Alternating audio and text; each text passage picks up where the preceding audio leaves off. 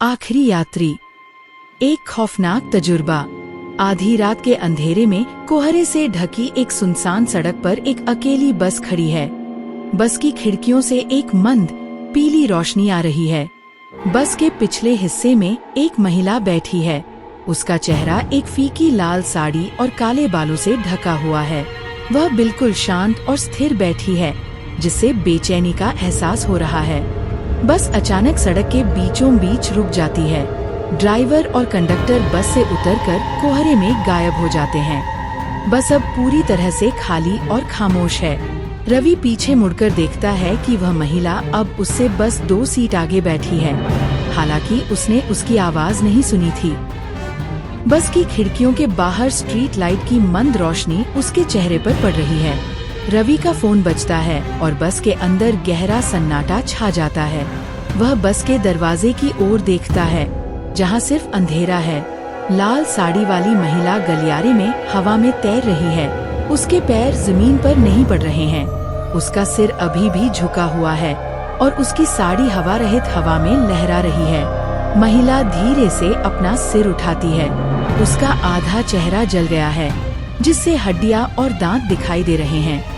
एक आंख से काला चिपचिपा तरल टपक रहा है। ये महिला एक चुड़ैल है। बस की सभी सीटें अब जले हुए भूरे लोगों से भरी हैं। उनके चेहरे खोखले हैं और उनकी आंखें बेजान हैं। वे सभी रवि को घूर रहे हैं और धीरे धीरे उसे घेर रहे हैं। लाल साड़ी वाली महिला अपना जला हुआ हाथ रवि की छाती पर रखती है और एक डरावनी मुस्कान देती है। रवि सदमे में है और उसकी आंखों में डर साफ दिखाई दे रहा है। अगली सुबह एक सुनसान बस डिपो में रवि का फोन बस की पिछली सीट पर पड़ा है। उसकी अपनी चीखती हुई सेल्फी उसकी स्क्रीन पर दिखाई दे रही है और उसके पीछे दर्जनों जले हुए चेहरे उसे घूर रहे हैं। लिफ्ट या मौत। ये कहानी उत्तराखंड के पहाड़ी इलाके की है, जो अपनी अपार सुंदरता के कारण यात्रियों का पसंदीदा गंतव्य है। मौसम सुहाना है, ठंडी हवा चल रही है, सूरज ढलने वाला है और ये पहाड़ी इलाका रात को गले लगाने के लिए तैयार है। 25 वर्षीय एक खूबसूरत युवक रवि अपनी मोटरसाइकिल पर धनौती गांव से देहरादून के लिए निकल पड़ता है।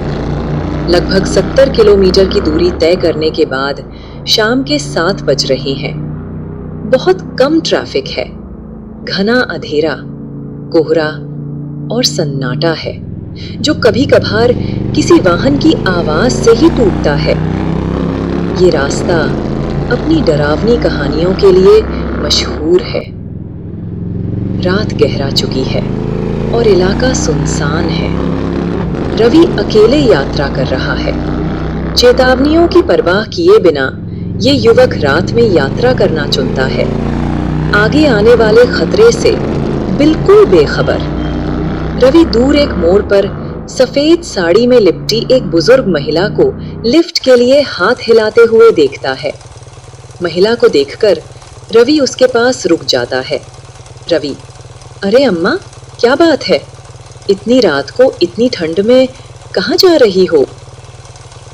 महिला थोड़ी चिंतित होकर कहती है, बेटा, मेरी बस गलती से छूट गई। मुझे देहरादून जाना है। क्या तुम मुझे अगले बस स्टॉप पर छोड़ सकते हो? वो यहाँ से काफी दूर है, मैं पैदल नहीं जा सकती। रवि, अरे अम्मा, आओ बाइक पर बैठो। महिला बाइक पर बैठ जाती है और रवि बाइक चलाने लगता है। थोड़ी देर बाद उसे एहसास होता है कि बाइक ओवरलोड है और फिर अगले ही पल उसे एहसास होता है कि इतनी सवारी करने के बाद भी वो उसी जगह खड़ा है जहां उसने अम्मा को लिफ्ट दी थी। ये देखकर वो बहुत डर जाता है। उसके कंधे पर अम्मा का हाथ भारी हो जाता है और हिलने लगता है। रवि को पसीना आ जाता है। एक आर्मी ऑफिसर होने के नाते वो हिम्मत जुटाता है और जब वो अम्मा को अपने पीछे बैठा देखता है तो उसे एहसास होता है कि वो एक चुड़ैल है जिसके लंबे दांत और नाखून हैं। रवि कांपते हुए, अम्मा, आप कौन हैं?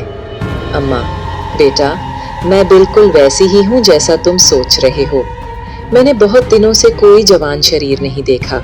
मुझे बहुत भूख लगी है। रवि लगभग मरणासन अवस्था में वो जोर जोर से हनुमान चालीसा का पाठ करने लगता है। ये देखकर अम्मा बाइक से उतरकर उसके सामने आ जाती हैं। रवि उसका भयानक रूप देखकर हनुमान चालीसा पढ़ते पढ़ते बेहोश होने लगता है। तभी एक ट्रक धीरे धीरे अपनी लाइटें जलाता हुआ आता है। वो रवि के पास रुकता। ड्राइवर बेहोश रवि के चेहरे पर पानी छींटा मारता है, जिससे रवि होश में आ जाता है। रवि घबराकर ट्रक ड्राइवर को पूरी कहानी बताता है। ट्रक ड्राइवर कहता है, ये एक खतरनाक इलाका है, तुम्हें रात में यहाँ कभी नहीं आना चाहिए। वो बाइक ट्रक में रखता है। रवि को अपने साथ बैठा चल पड़ता है। कुछ ही देर बाद ट्रक देहरादून में प्रवेश करता है। सुबह के 3 बज रहे हैं। वो रवि को उसके बाइक समेत उसके घर के बाहर छोड़ देता है। रवि उसे बहुत बहुत धन्यवाद देता है और अपने घर की ओर देखते हुए कहता है, सुबह होने ही वाली है, आप चाय पीकर जाइए। वो पीछे मुड़कर देखता है और दंग रह जाता है। ट्रक और ड्राइवर दोनों ही गायब थे। रवि डर से कांप उठता है। भागकर घर के दरवाजे की घंटी बजाता है। उसकी मां दरवाजा खोलती है। रवि वहीं बेहोश हो जाता है। आखिरी आलिंगन।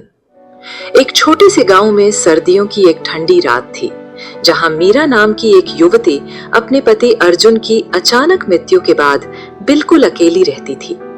उसका घर पुराना था। लकड़ी के बीम रात में चरमराते थे। वो अपने पति के जाने के गम से पूरी तरह उबर नहीं पाई थी।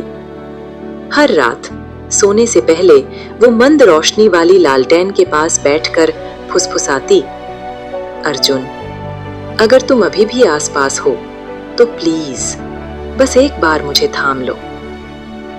उस रात जब उसने ये शब्द कहे तो लालटेन जोर से टिमटिमाने लगी।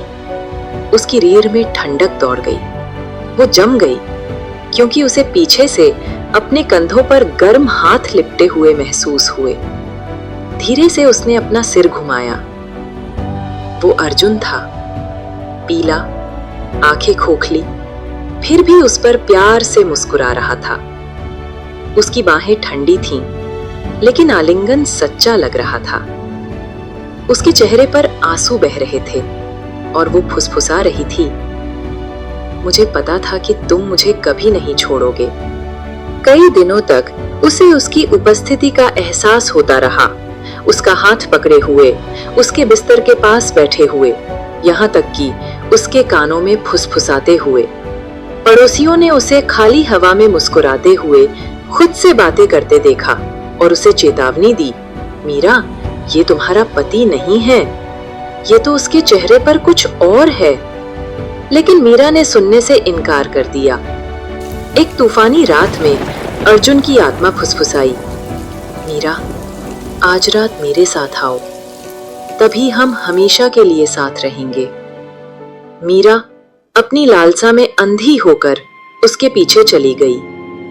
उसके घर के दरवाजे अपने आप खुल गए और वो उसे पास के जंगल की ओर ले गया, जहां एक वीरान कुआं था। वो रुक गई। यहाँ क्यों अर्जुन? पहली बार उसकी मुस्कान टेढ़ी हो गई। उसकी खोखली आंखें और गहरी हो गईं। आवाज ठंडी हो गई, क्योंकि तुमने हर रात मेरे आलिंगन के लिए प्रार्थना की थी। अब तुम्हें मृत्यु के वास्तविक अर्थ को गले लगाना होगा। अचानक उसका रूप पिघलने लगा और एक साया सा प्रकट हुआ, जिसका मुंह खुला हुआ था। उसकी बाहें उसे कुएं के करीब खींच रही थीं। मीरा चीखी और विरोध किया, लेकिन साया फुफकार उठा, तुमने मुझे बुलाया था, अब तुम मेरी हो। आखिरी क्षण में बिजली कड़की।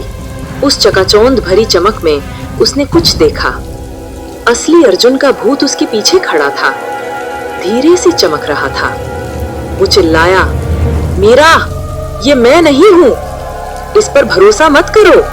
वो डर के मारे ठिठक गई। जिसे वो हर रात गले लगाती थी, वो अर्जुन नहीं था, बल्कि एक राक्षस था जो उसके दुख का फायदा उठा रहा था।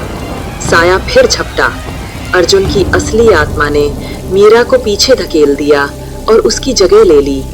जैसे ही राक्षस उसे कुएं के अंधेरे में घसीटने लगा, उसके आखिरी शब्द गूंजे, जियो मीरा, मेरे लिए जियो। अगली सुबह गांव वालों ने मीरा को कुएं के पास बेहोश पाया। उसके हाथ में अपने पति के पुराने दुपट्टे का एक टुकड़ा था। वो बच गई, लेकिन हर रात उसे अपनी खिड़की पर हल्की दस्तक सुनाई देती है, जिसके बाद एक फुसफुसाहट सुनाई देती है जो अर्जुन जैसी लगती है, बस एक और आलिंगन।